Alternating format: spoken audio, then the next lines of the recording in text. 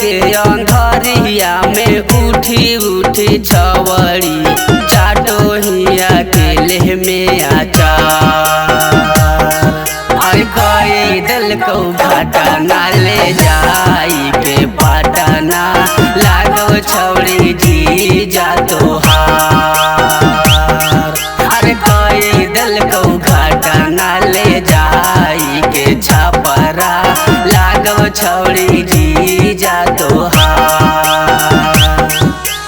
ओटर पोटर बोले न तू जीजा के बारे में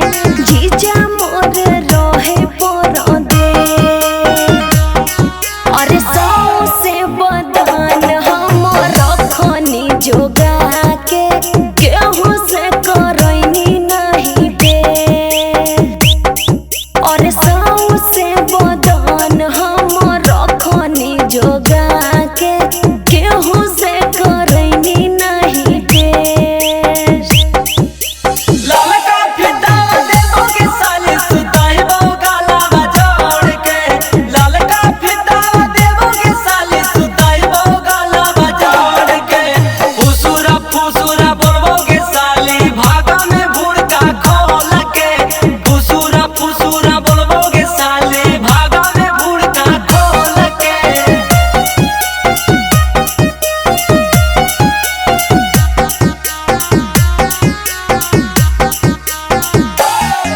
अरे जहिया से ऐनी छौड़ी जीजा घर जाके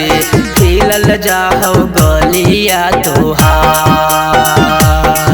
अरे जहिया से ऐनी छौड़ी जीजा घर जाके खिलल जाहो गलिया तोहार और कई दिल को घाटा ना ले जाई के पाटना लागो छौड़ी जी जा तोहार अरे कई दिल को घाटा ना ले जाई के छपरा लागो छौड़ी जी जा तोहार। हमरा देखो है तमुहा चमकाबो है ना हमरा देखो है तमुहा चमकाबो है ना हमर मोटा की साली देखी गाड़ियाबो है ना हमर मोटा की साली देखी गाड़ियाबो है ना।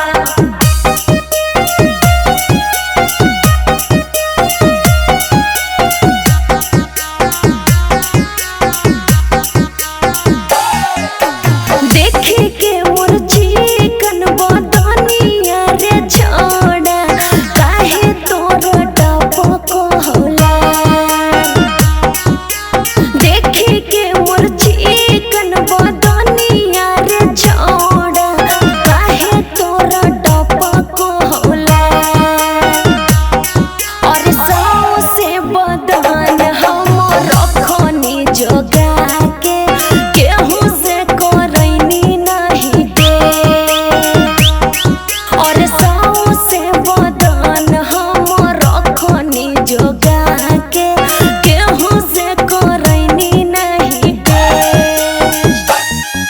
अरे रात के अंधरिया में उठी उठी छवड़ी चाटो हिया अकेले में आचार